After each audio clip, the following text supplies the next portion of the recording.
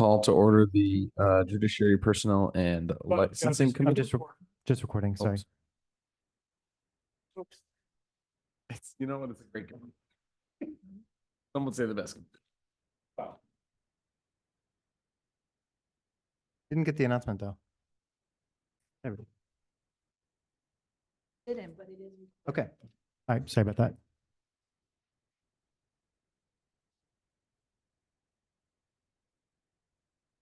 What's that? All right. I'd like to call to order the Judiciary Personnel and Licensing Committee this evening at 6:36 p.m. Trustee Stokebrand and myself are present. Trustee Arndorfer is excused. And this evening, we have one item on our agenda to review the proposed 2025 Human Resources Manual amendments, which are located in the packet.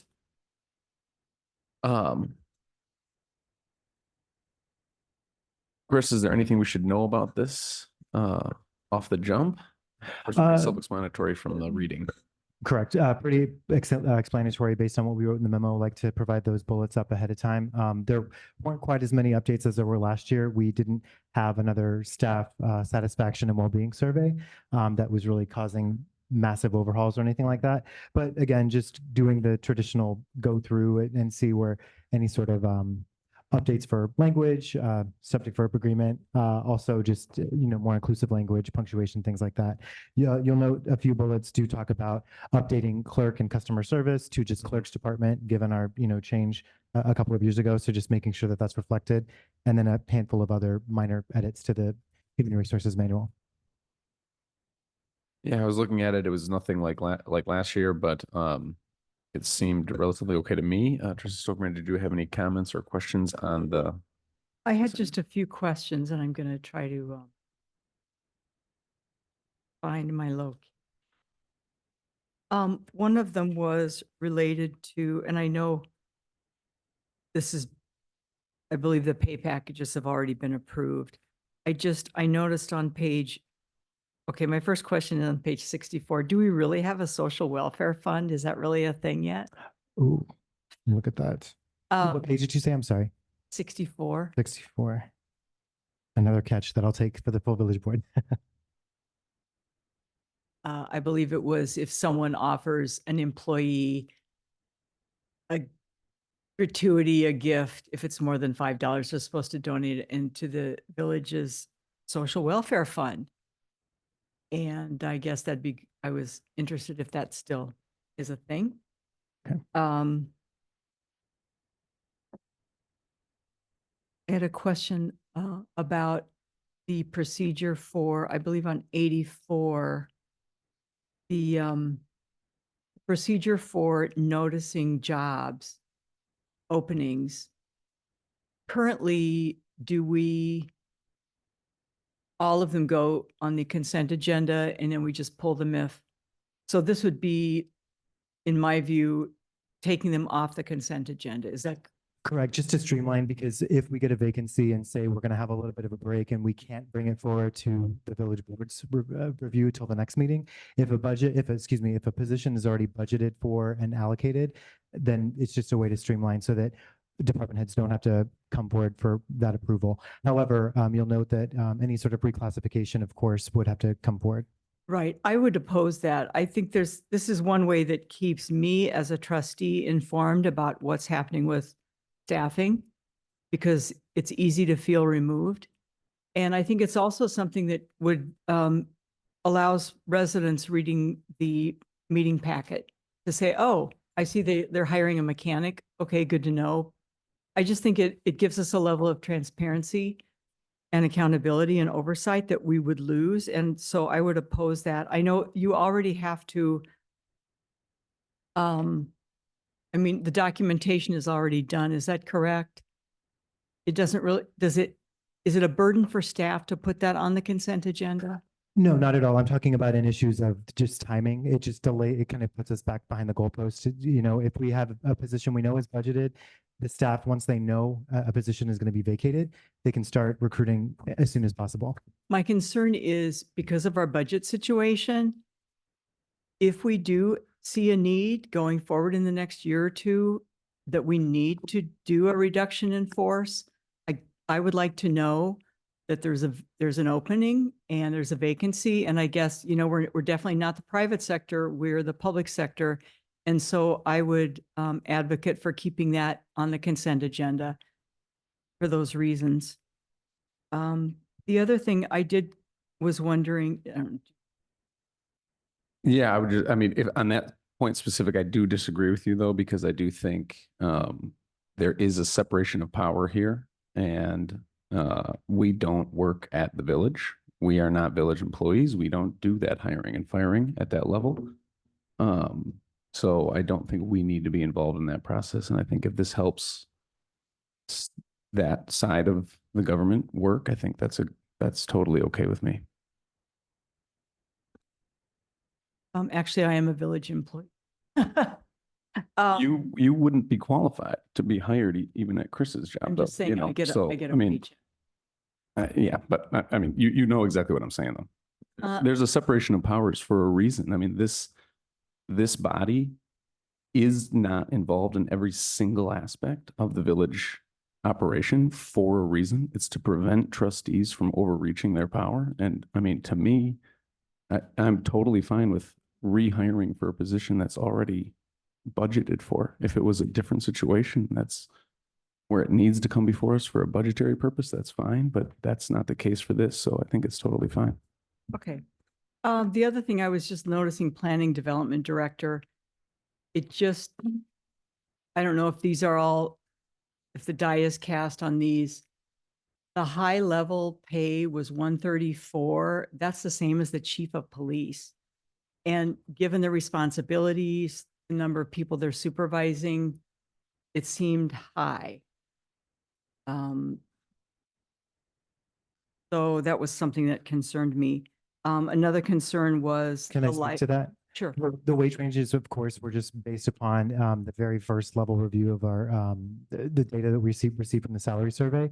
You may recall earlier on that I talked about establishing a standardized wage range. So again, this is the first step. So having a wage range of 40% is going to get us a little bit of that, you know, overlap. So again, it's not the intention that anybody is going to be at that 100% penetration rate or very max of those wage ranges, but I understand where you're coming from.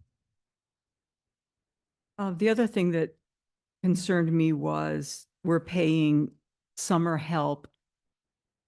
I believe the horticulturist and the landscaping help more than the library aides and shelvers.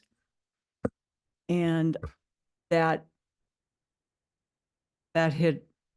didn't seem, it would seem to me a summer temporary employee would make the same as a year-round shelver, but maybe you can tell me something about library salaries or wages that I can tell you what I know about the seasonal workers. We do, of course, have to compete with other municipalities that also recruit for seasonal.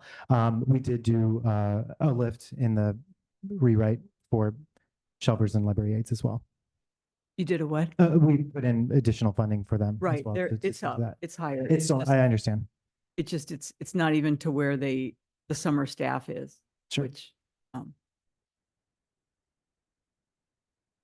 those were my concerns. Thank you. I mean, I do not share any of those same concerns. I was prepared to approve these amendments. I'll make a motion, but if there's no second, then we'll have to defer this to another week. I move to forward the 2025 Human Resources Manual to the Library Board and full Village Board for adoption. And with no second, we will defer this. You know, and I just want to reiterate, I do think it is important. It's an important aspect of our village government to have a separation of powers between the bureaucratic side of the government and the elected side of the government. I think there needs to be checks on both sides, and the bureaucracy provides the only check on us at this, you know, in this system. And I think when village trustees are inserting themselves too much into hiring processes, wage you know, situations, things like that. That scares me a little bit about the power and the overreach that people from the board might be trying to leverage over the staff and insert themselves into something that they should be separated from. So for me, I mean, I don't want to insert myself into those processes because I do think it's better for this community to have a separation of powers between those two bodies. And that's one of the few ways we can do that. So with that, is there a motion to adjourn?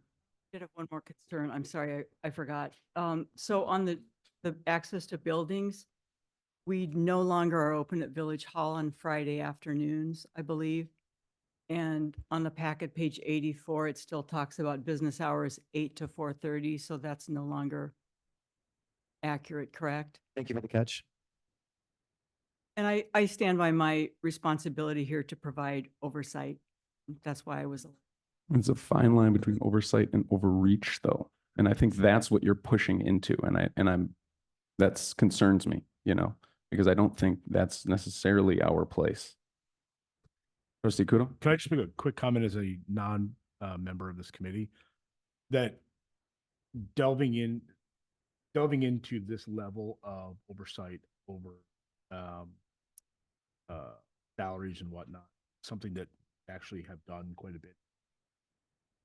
Your board. So, you know, I don't agree that it's a separation of powers, and our powers are derived from the voters that put us here as a check to, you know, to the finances. So, I mean, I understand the sentiment, I know what you're trying to say. But again, I just think that we are the check. And while you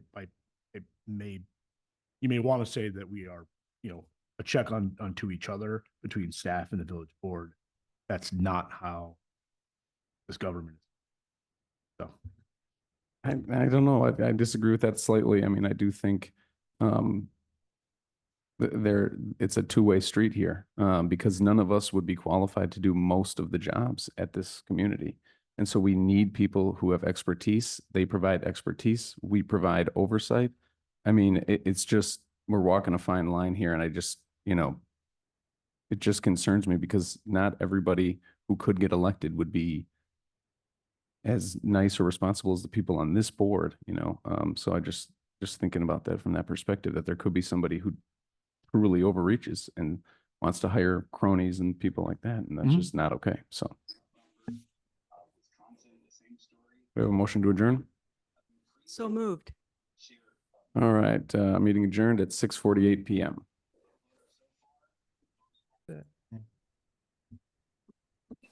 Okay. You said we are all set? Yes, we're good. Okay. Thanks.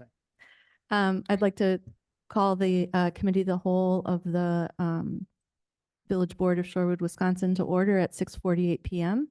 We have 2 items on our agenda this evening.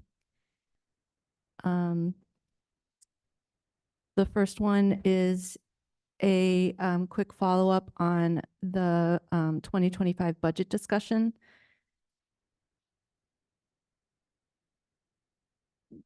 There are 2 purposes for this agenda item. It's in response to a request from Trustee Stokebrand in terms of responding or acknowledging some questions from a resident around the legal standing of some of the policy decisions that we considered in relation to the 2025 budget. So in your packet is a memo that summarizes a Q&A around those.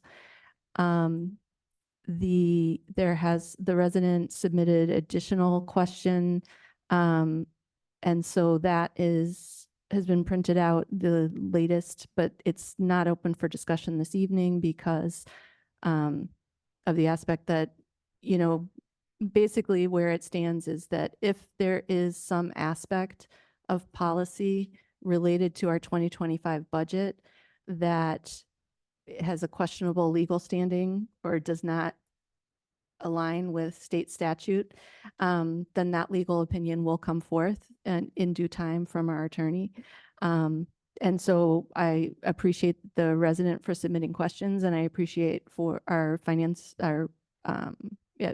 director and village attorney responding to those questions. But that said, we're not going to open up discussion around that at this time, and because all opinion will come from our staff moving forward. But wanted to put that memo to summarize that discussion, put the memo in the packet, confirm understanding. If there is not understanding about the memo, then we'll give that direction to the attorney and we will keep coming back with clarification. But there's no action related to this evening. So any questions about that? The second function of this agenda item is the opportunity to raise line item change proposals. Trustee Stokebrand said that she had some that she wanted to raise and was planning to do it on the 14th. We didn't have that wrap-up session because we didn't have any line items to come back to or any open discussion items in terms of direction to the staff to prepare the final budget. But that said, I thought that there might be other trustees that would have the same, want the same opportunity. So as you'll recall, I sent an email asking for all trustees to submit line item change proposals by 9 a.m. this morning so that they could be provided to the trustees and for the staff to provide any associated information with them. Again, this is not, we're not doing a deliberation this evening. My purpose for this is to bring it to give the board the opportunity to propose line item changes and then to check with the board if there is consensus to get more information on these line item changes. And if there is, then we'll request that as we always do. And it will come up as part of the budget discussion. If there is not consensus, then they will not move forward. And they can come up again during the public hearing or at deliberations when the final budget is considered. So the process-wise, I just want to be clear with, what we're doing here and how I'm chairing. We will not take public comment this evening. It is for the purposes of the board, the trustees communicating, establishing consensus and moving forward. So for Trustee Kudo, you weren't here at the last village budget, the COW. Yep. We walked through each department budget and gave the opportunity for questions and proposed changes at that time. And there were none. So that's why I'm not giving more time to this because we took that step. But given the request, this is the compromise. Okay. So with that, I know the only thing we received in writing were the line item changes from Trustee Stokebrand. So Trustee Stokebrand, you are looking to. I'm comfortable keeping I'm sorry, may I? Oh, yes. I'm comfortable keeping the $5,000 allocation for village board.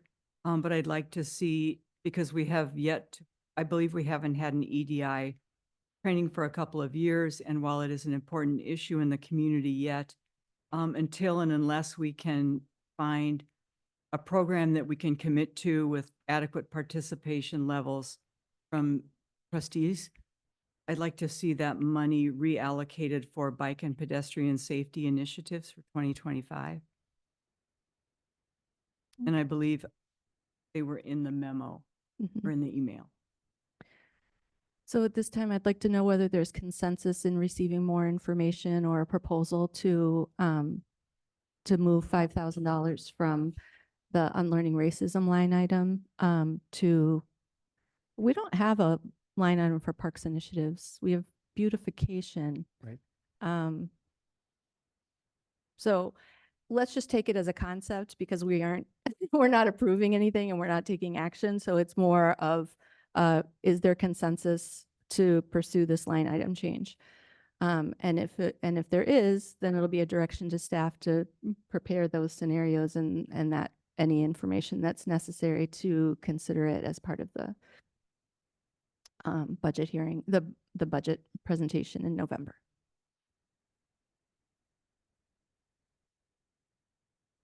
Yes.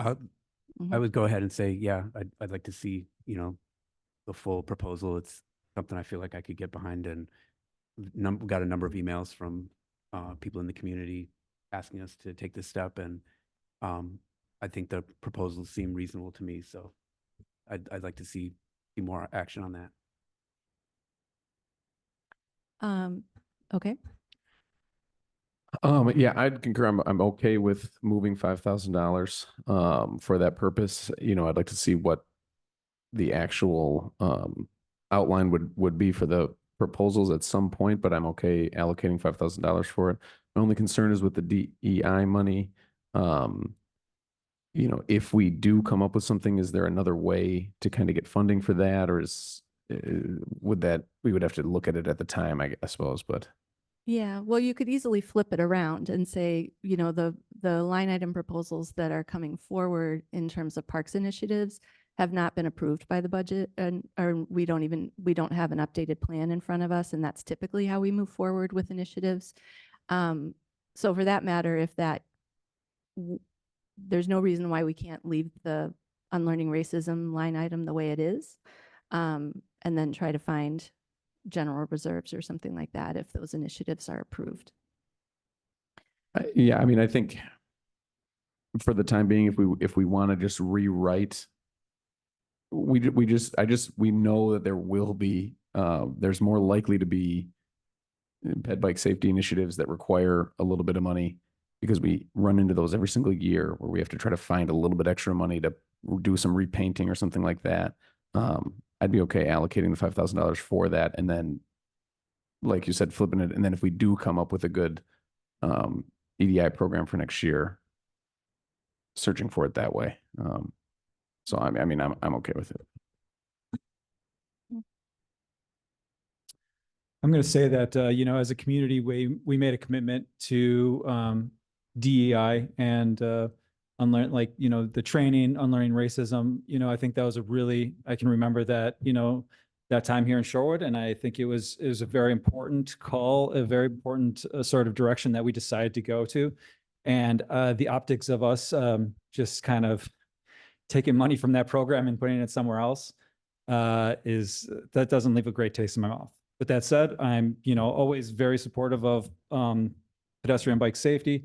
I'd like to figure out, I think with these particular items, signs and the Oak Leaf Trail, do we have jurisdiction over that? Can we put signs on the Oak Leaf Trail? I think there's a lot of questions that I have about the items that are proposed. And I think, correct me if I'm wrong, didn't we just go through a huge town hall with pedestrian and bike safety? And isn't there a much bigger report coming out or sort of breakdown of? There's a plan being updated, and it has not come to us for. Plan being updated. So we haven't received it. So, I hate to, go against this. It sounds like it's, universal support here, but I'm just going to be that voice of opposition saying we made this big commitment to our community.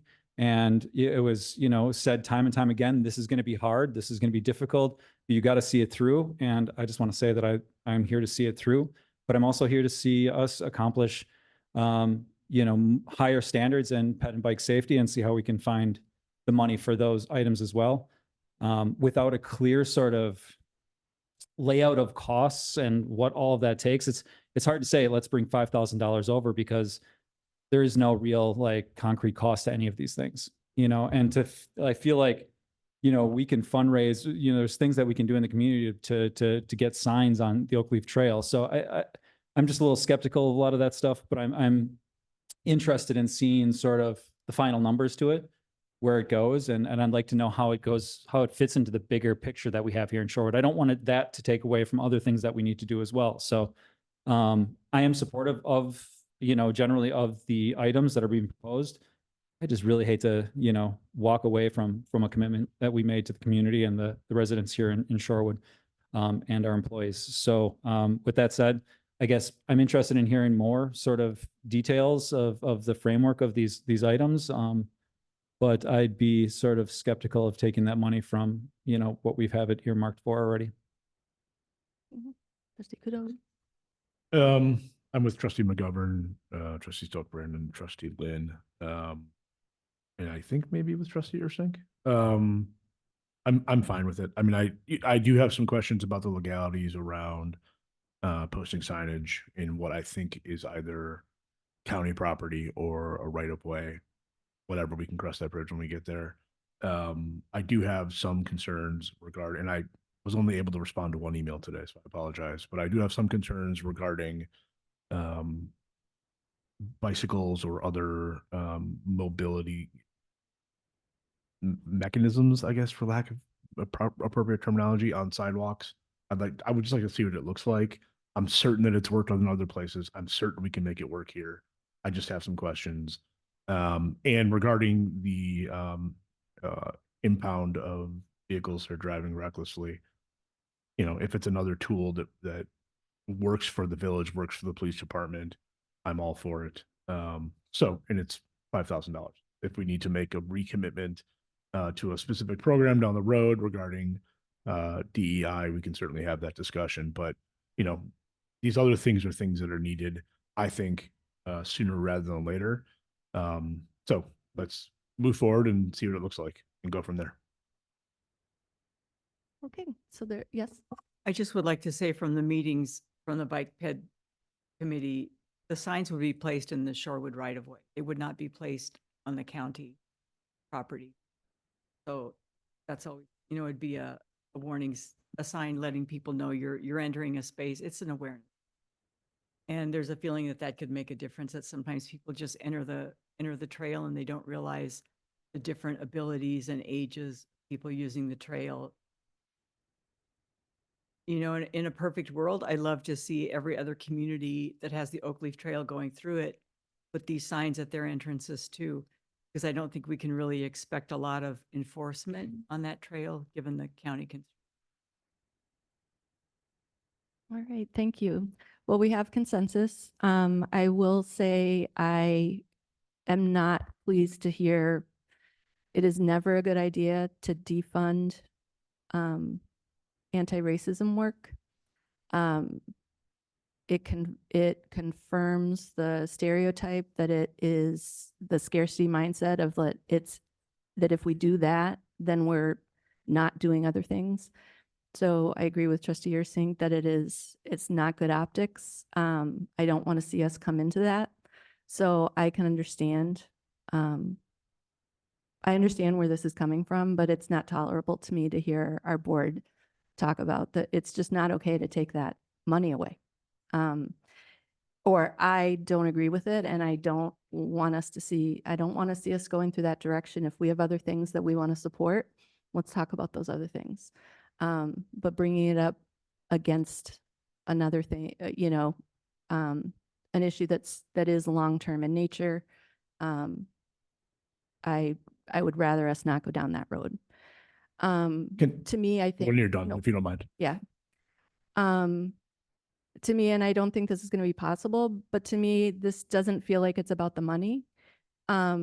We are at we keep coming to a stalemate with how to move forward with parks initiatives. And so for that reason, I am committed to going to the meetings to have whatever conversations we need to have so that we can be consistent with our processes and get cooperation with that so that we aren't put in these positions to consider line item proposals that, we haven't, that aren't data driven, they haven't been approved, et cetera. So I can see us putting, earmarking money in the budget for both of the things that have been mentioned tonight. And so we can see how that can work forward, but I would like to see us not proceed in these directions where it's putting two things against each other that are both important. Trustee Kudo? Okay. No, we have consensus, so I'm good. Yep, we have consensus, so I'd like to close this item and move on to the RCA agenda item.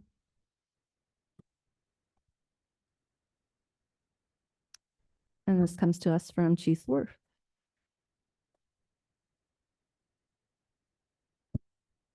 Sorry to make so much noise. Mhm. I just want to be able to take notes. So the staff from the police department is seeking guidance from the board about the residential congested commuter area. There's a document in front of you that I prepared, as well as talking points that I sent through today. Essentially, the RCA, the residential congested commuter area, which I'll just refer to as the RCA for brevity, is the southeast quadrant of the village. East of Oakland, south of Capitol. Per code, individuals, residents living in multi-unit properties have not been able to get daytime parking permits in this RCA.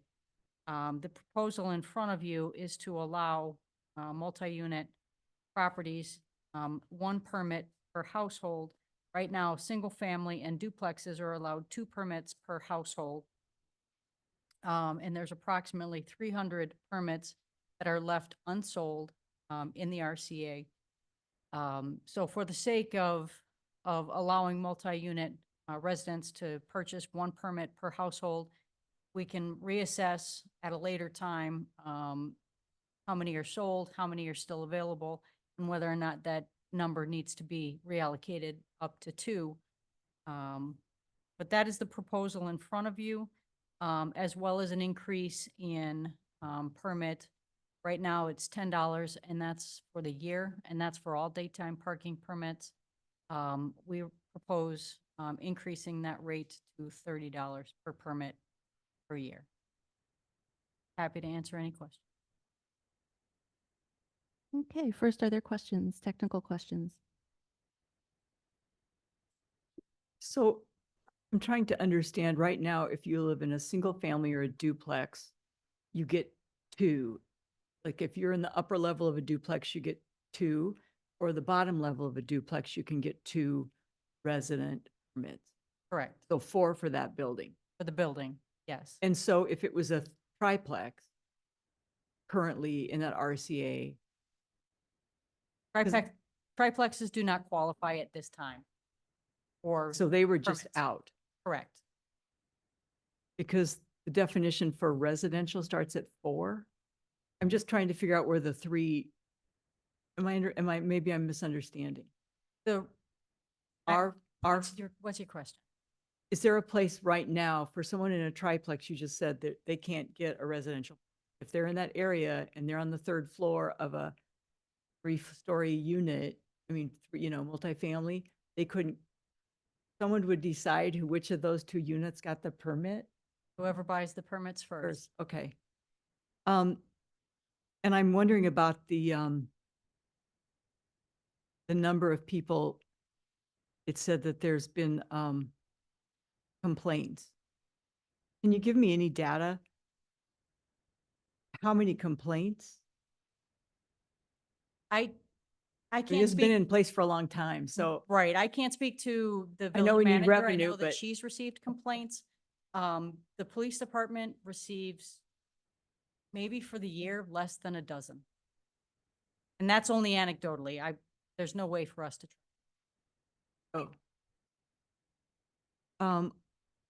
Then I was wondering, explain, so let's say I work at City Market and I have a car because I don't live in Shorewood and I need to come here.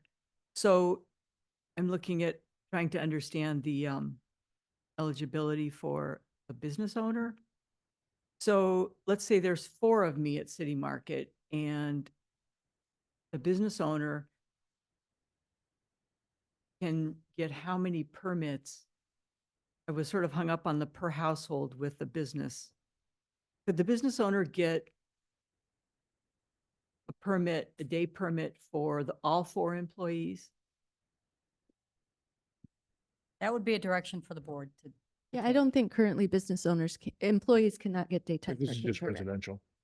Oh, I thought there was something in here about allowing permits to businesses. So it's not for employee. How would the businesses? That's the proposed language change. So businesses could buy a permit and just give it to an employee. Correct. but it would be under and the business would, let's say City Market, for example, or the pizza place, it would only get one per year, according to this proposal. Again, that's a policy decision ultimately that the board would have to decide, but that's the One. correct. And the estimated revenue, 15,000 per year, that's in addition, that is above and beyond what we're currently getting. That's what you anticipate we'd increase our revenue from. That's total. Oh. What are we getting now? 1,900? 1,900. It's a big change. Trustee, you're saying? Yeah, just curious how many we're proposing allowing multi like apartment tenants. How many of these daytime parking passes will we allow an apartment sort of? Is that one so per tenant? That's essentially if it's like 50 units, one per tenant? So there's approximately 300 unsold parking Mhm. permits in the RCA. So it would really be on a first come, first served basis. Got it. Okay. Do you know how that would impact that area? How do you feel like from a, sort of law enforcement, time, energy, how do you feel like that would impact that area with like, let's say it just went to 300 permits, in the next month? I mean, truth be told, we write a lot of tickets in the RCA. Yeah. So, for not having permits. And it really, I mean, it only speaks to whether or not they're actually purchased, whether people take the time to purchase the permits and verify their residence, to do that. So, I mean, it could have a positive impact, for residents, obviously, Mhm. and not receiving and for the police department, I mean, we would generate revenue based on the sale of the permits, but there's a potential to lose revenue in parking. Parking cities, got it. Thank you. I had a question about the fee. It would be $30 a year. Is that enough to cover the cost of the program, like your staff time and just administering the program? Would that be enough revenue? Well, we wanted to start small, and again, that could be a decision ultimately by the board, a policy ultimately by the board, but we wanted to start small. It is $10 right now for the year. Keep in mind that overnight parking is $40 a month. There should be some degree of equity somewhere. So we could, so far I'm keeping track of a couple of like policy aspect or decision-making where one is triplexes, like including that in the language, right? So that, No, I think, well, Triplexes would qualify with the language change for multi okay. And then property. secondly would be price. Correct. Okay. I'm fine with this. I mean, it's, we have 300 unused, the total allocation. Right? Correct. Going from, I mean, what's a daytime parking ticket? That 25. Okay, so save yourself 2 parking tickets, you're making in a completely nonsensical. I don't have a problem with this. If you live here, my opinion is you should be able to park. I think it's unfortunate that, you have to pay to do it at all, but I understand it would be almost impossible to enforce things if you didn't have your vehicle. With that said, 30 is fine for me for the year. I wouldn't want to get into overnight, comparable $40 a month type of situation until we see what the demand is. But if it makes folks' lives easier who are living in that part of the community, who are probably working from home in much larger numbers than just a few years ago, and it costs them $30 a year to not get $24 parking tickets, let's do it. Like seems like a no-brainer. I can support this also. I guess my only question is, if you're in a single family household or a duplex and you currently get the 2, was there a reason why we felt we had to cut them to 1? Am I reading this wrong? Do we cut them to 1 instead of, oh, they get their 2 They yet? still get their 2. Oh, Yep. okay. I do have a question though about why not two for multifamily until we hit the 500? It's just a matter of capacity. Based on the number of multi-unit properties in the RCA, we want to ensure that everybody has an equal opportunity to obtain a permit that wants a permit. If we find that we don't sell them, then we can Come back. come back and increase the number. Okay, fair enough. Good questions. Yeah, I'm really excited to see this. I know that I appreciate the resident who brought it forward. And to your point, the change in hybrid or working from home numbers, and to deal with that when you live in an apartment building and may not even have a regular parking spot. This is just such an important policy for us to take action on. So I'm really excited to see it and support it moving forward. So Trustee Lynch, is there anything? Nope, I agree completely. All right. Do we need a motion just to recommend to the full board? Okay. Yes.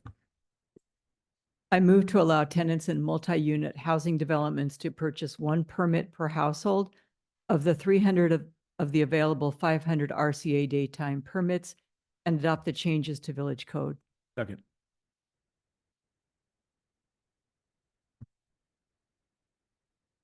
You want two separate motions for the, Oh, yeah. So any For the fee discussion? They're increase written as that well. way, so Yeah. that's why I. Thanks. Any discussion? Hearing none, all those in favor say aye. Aye. Aye. I'll move to increase the annual RCA daytime permits to $30. Second. A motion by Trustee Kudo, second by Trustee Stokebrand. Any discussion? All those in favor say aye. Aye. Aye. Okay, so we'll move that to the full board. Thank you. I will prepare all of the necessary documents, bring it back at another. Thank Thanks, Chief. you. Thank you, Chief. Thank you, Captain Santiago. Yeah, thanks, Captain. All right, with that, I would take a motion to adjourn. Move to adjourn. Second. All right, any objections? So that was a motion by Trustee Kudo, second by Trustee Ursink. Any objections? We stand adjourned at 7:20 PM. So 10 minutes. Great. Started. And I would. You don't want that smoke. Right. Do we have the recording? All right. Good evening, everyone. I'd like to call the meeting of the Village Board of Shorewood, Wisconsin to order at 7:30 PM. All trustees are present except for Trustee Arndorfer, who has been excused for travel. Has this meeting been publicly noticed? The meeting has been properly noticed and posted according to law. Thank you. Welcome, everyone. Thank you in advance for your time, talent, and patience as we conduct business this evening. We have no special orders of business, so we'll move on to the consent agenda. Is there a motion to approve the consent agenda? So moved. Second? Second. Motion by Trustee Ursink, seconded by Trustee Kudo. Any discussion? Hearing none. All those in favor say aye. Aye. Any opposed? Motion carries. We have now adopted the consent agenda as presented. Item 6, items removed. We have none. Item 7, public hearings. There are none this evening. Item 8, citizens to be heard. This item is for matters not on the agenda. At our last meeting during the Committee of the Whole budget discussion, there were 2 former trustees who came who wanted to speak to an issue. They did not stay for the business meeting, so the citizens to be heard item was not available to them. They submitted their comments in writing. It is included in the packet this evening. And I believe yes, so it was included in the packet this evening and will be part of our minutes moving forward. Are there any other citizens who would like to be heard on matters not on the agenda?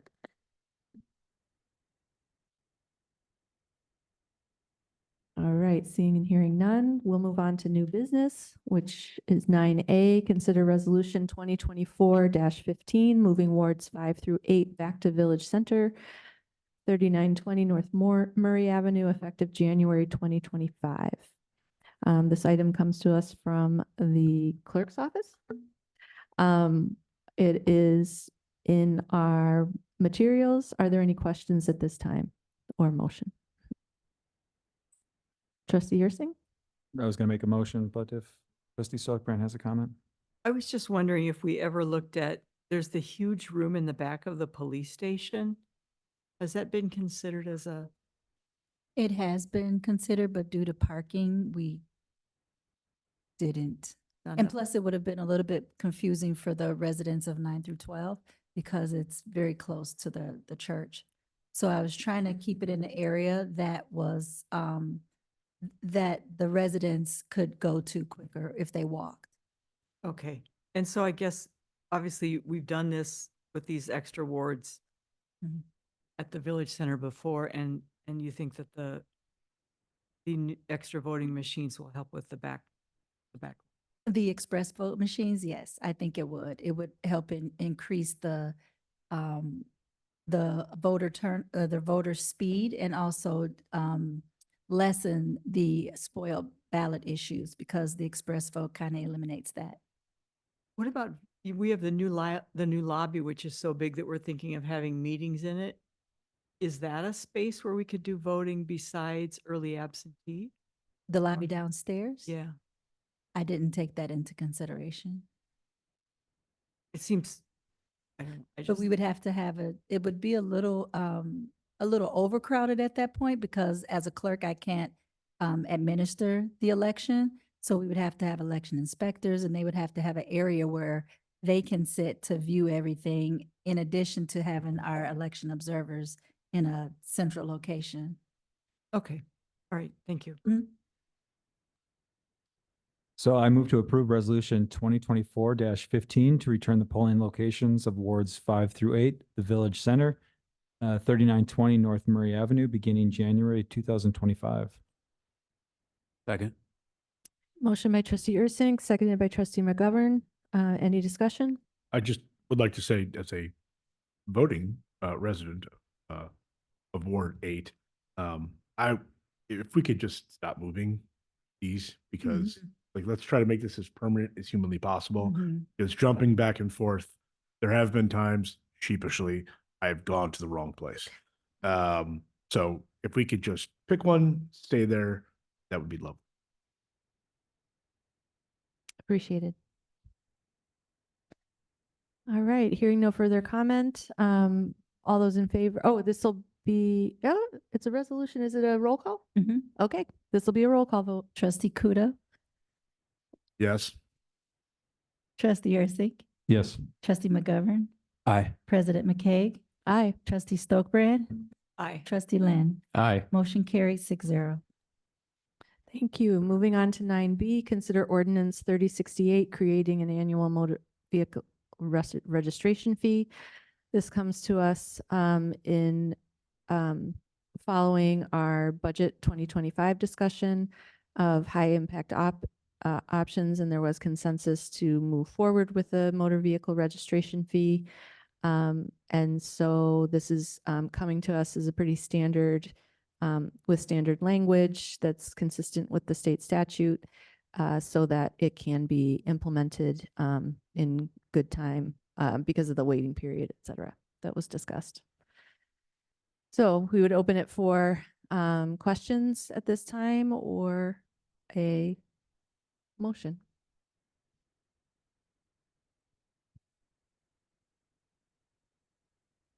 Trustee Ursink. So I move to approve ordinance 3068 to initiate implementation with the Department of Motor Vehicles. Second. Motion by trustee Ursink, seconded by trustee McGovern. Any discussion? I'm just wondering, does it not say the amount and it doesn't say how much the state retains? I'm guessing this is boilerplate from Milwaukee and the other communities that have done it. I think the amount's in there. Is it 30? 500-53 on page 151. Oh, there it is. Yeah, okay. $30. And it looked like the state cut changes annually or whenever they decide they need more. So that's it. Thank you. Thank you. think I would only make the comment that in general, I'm not a fan of fees in terms of policy, but I really appreciate all the discussion around this and the incredible need for this policy decision. And so in the good faith spirit of working to move us forward, I will support this. So with that, it'll be a roll call vote. Trustee McGovern, Aye. President McKay, Aye. Trustee Lynn, Aye. Trustee Ursink, Aye. Trustee Kudo, No. Trustee Stokbrand. Aye. Motion carry 5-1. Thank you. That concludes new business for this evening. Item 10, report of village officials, village president. We have a couple of proclamations and then some other items. The first proclamation is for Indigenous Peoples' Day, October 14th, 2024. I had asked Jake Brissett of Lake Effect if he was interested in reading this, and he's out of town. But I do look forward to honoring November as Indigenous Peoples Heritage Month. And so we're going to reconnect on that. So in his absence, I will read this. Whereas by proclamation, President Biden declared October 14th, 2024 as Indigenous Peoples' Day, when we would honor Indigenous people's strength, courage, and resilience. And whereas Wisconsin is home to 11 federally recognized tribes, Bad River Band of Lake Superior Chippewa, Ho-Chunk Nation, Lakudere Band of Lake Superior Chippewa, Lac du Flambeau Band of Lake Superior Chippewa, Menominee Tribe of Wisconsin, Oneida Nation, Forest County Potawatomi, Red Cliff Band of Lake Superior Chippewa, St. Croix Chippewa, Sokagon Chippewa, Mole Lake, and Stockbridge Munsee, in addition to other non-federally recognized tribes. And whereas the village of Shorewood recognizes the village currently exists on the ancestral homeland, and whereas as First Americans, the Indigenous Americans have helped shape our nation at every point since before its founding, including being the inspiration for the ideals of self-governance and determination that are the framework of the government. And therefore be it resolved that I, Ann McKay, Village President of Shorewood, hereby recognize Indigenous Peoples' Day on October 14th, 2024 in the Village of Shorewood. Thank you.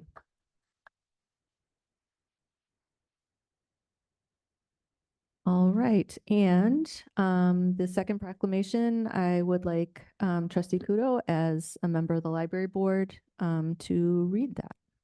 And a member of the Friends of Shorewood Public Library. Thank you. Whereas the Friends of the Shorewood Public Library raises money that enables Shorewood Public Library to move from good to great by supporting resources for additional programming, much needed equipment, support for summer reading programs, and special events throughout the year. And whereas the work of the Friends continually highlights Shorewood Public Library as being the cornerstone of the community, providing opportunities for all to engage in the joy of lifelong learning and connect with the thoughts and ideas of others from ages past to the present. And whereas the Friends understands the critical importance of well-funded libraries and advocates to ensure that the Shorewood Public Library receives the resources it needs to provide a wide variety of services to all ages, including access to printed and electronic materials, along with expert assistance in research, readers advisory, and children's services. And whereas the Friends' gift of their time and commitment to the Shorewood Public Library is the pinnacle example for volunteerism that leads to positive civic engagement and the betterment of our community. Therefore, be it resolved that Village of Shorewood proclaims October 20th to October 26th, 2024 as Friends of Shorewood Library's Week in Shorewood, Wisconsin, and urges everyone to join the Friends of the Shorewood Public Library and thank them for all they do to make our library and community so much better. Dated this 21st day of October, 2024.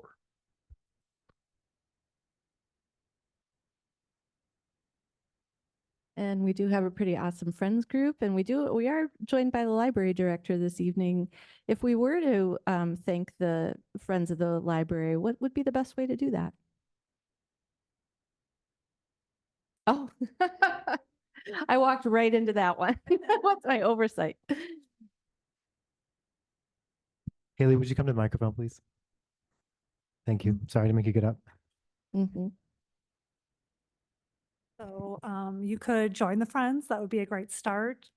They also support us with a lot of volunteer activities. We have independent volunteers who shelf read our shelves and make sure everything's in order, but they also recruit for our events, our larger community events. So volunteering your time or joining the Friends would be a great way to support them.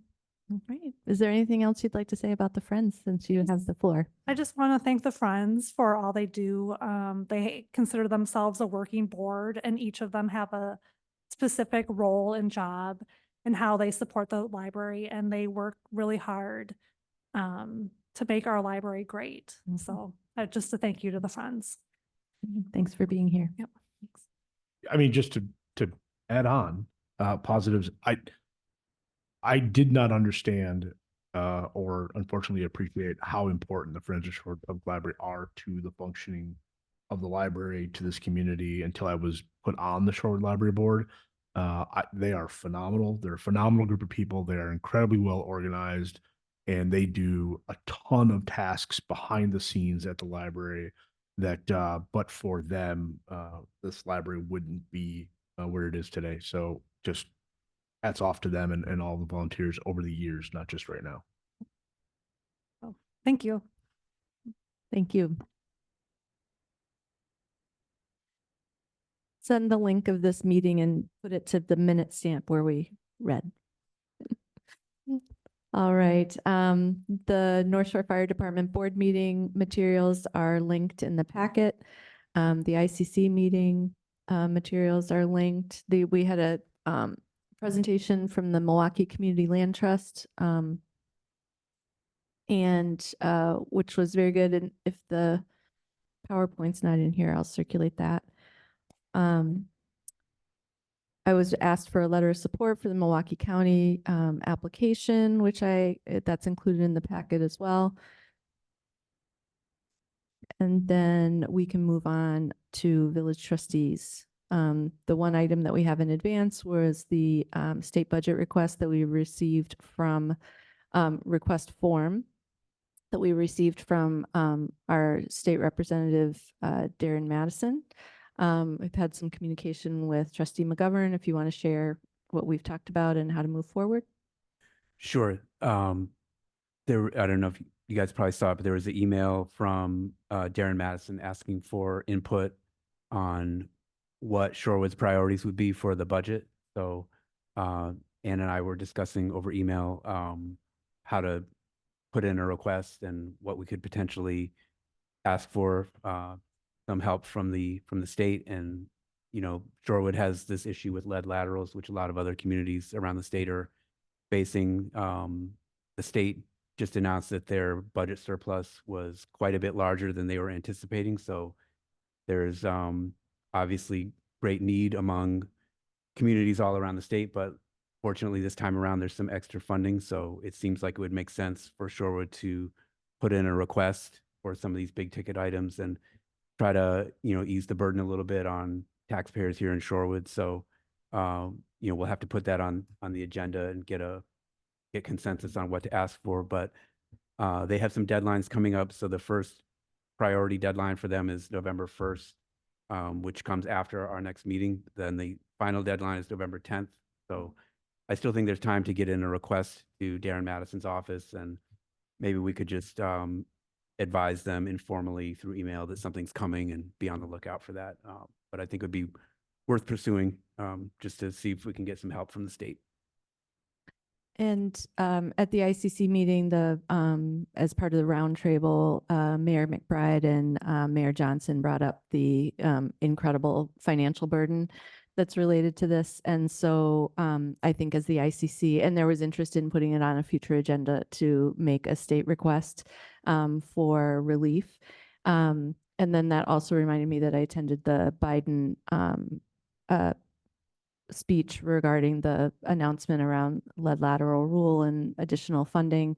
And at that event, I was able to talk to a handful of mayors and other policies and also our state representatives, and bringing their attention to how expensive water main replacement is and how that's not even touched by all of the federal policy. And they were really surprised to hear that, and they thought that's definitely an oversight. So not that something's going to change and bags of money are going to arrive tomorrow, but I do think that working through our elected officials to raise this issue, because it's not good for anybody to just focus on lead laterals when you have 100-year-old water mains, which if ours are 100 years old, so are Wauwatosa's and so are the city of Milwaukee's. So we'll be bringing that forward. And I have to say, this is the first time I've ever received any communication like this about the state budget from any of our state officials. So, village manager, no report. All right, we have no future items of consideration this evening, so motion to adjourn. Oh. Move to adjourn. Oh, was I'm just- sorry, other trustee reports. I was just kidding. Kristen, move to adjourn. Yes, sorry. I was just going to say, thank you for the support, the Bike and Ped Safety Committee. It's a very hardworking group. They're sincere and they're informed, and they would not put forth something that they thought was, they would only put forth a practical idea. And so I appreciate the support. I do have to say, and I don't know if this is the right place to do this, in reading through, and Manager Ewell is not here tonight, but there was something in a recent communication with us about the North Shore Fire Department starting a task force about how to fund themselves going forward. And I would really be interested in knowing a little bit more about what's behind that, because it sounds ominous.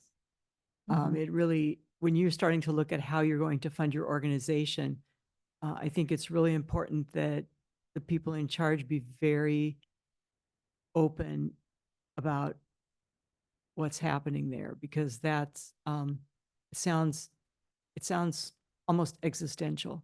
And so Yeah, it's not. okay. Uh, Good to know. apologies. Yeah. So I believe at a previous meeting, and at the budget presentation that Chief Whitaker did, we can reiterate that information. And so it's not a task force, it's an ad hoc committee to look at service levels, and basically to address that issue of increased call volume, and status quo staffing levels, and what the board wants to do about that moving forward. So is there appetite to add staff to address those increased calls? Is there an appetite to change how calls are, to start prioritizing calls? Those are all things that the board delegated to the managers to discuss, so that we're not talking about these things at budget next year, similar to how we're doing the same thing at this level. So it's, we will have very clear discussion, very transparent and all that, but thank you for noting that and letting me know how that sounded, and we'll make sure that we reiterate the information. Thank you. One more week of the Shorewood Farmers Market. We were blessed this past week with the most amazing weather. We're hoping that kind of continues for this next weekend. And so we also got word that the tree ripe sort of peach people are going to be back with whatever sort of fruits that they were able to like get from the all around the country. So that I think that we'll see what they bring. And it should be a really, really great day, and just excited for all the community support. The one thing that we do at Shorewood, and we do a good job of it at the farmers market, is we work with SNAP and EBT, and we have seen such a dramatic rise in usage of SNAP benefits at our farmers market. We're able to get a SNAP match program, so if somebody comes and spends $40 of their of their SNAP benefits, we match that $40. So they get $80 in total to go out there and spend on fresh fruits and vegetables. And the program, from the early days when we started, we'd be, if somebody came and got $20, that would be like, wow, that was a big day. And now it is unbelievable how much people come and spend at the farmers market, and they're buying fresh fruits and vegetables. And it's just sort of a success story with those food benefits and with those benefit programs. And it's not something that we really talk too much about or the community knows much about, but the people that come to use those benefits are extremely grateful. And so to the point where we hand out wooden tokens, and we had to place an order of like thousands more wooden tokens. It's just how much we go through on a weekly basis. So it's just a very cool story, and just really proud to be a part of it, and proud to see all the people from Shorewood, from Whitefish Bay, from Milwaukee. It's just like everywhere come out on a weekly basis. So another successful year at the farmers market, and looking forward to 2025. Anyone else? Early voting starts in-person absentee voting starts tomorrow. Don't forget to vote. Can't wait. Mm-hmm. All right. Now can we go to item 12? Okay, motion to No, adjourn. I'm not. I blew my shot. Yeah. So moved. Motion by trustee Ursink. Is there a second? Second. Oh. Second by trustee Kudo. Any objections? We stand adjourned at 7:53. Thank you, everyone. Thank you.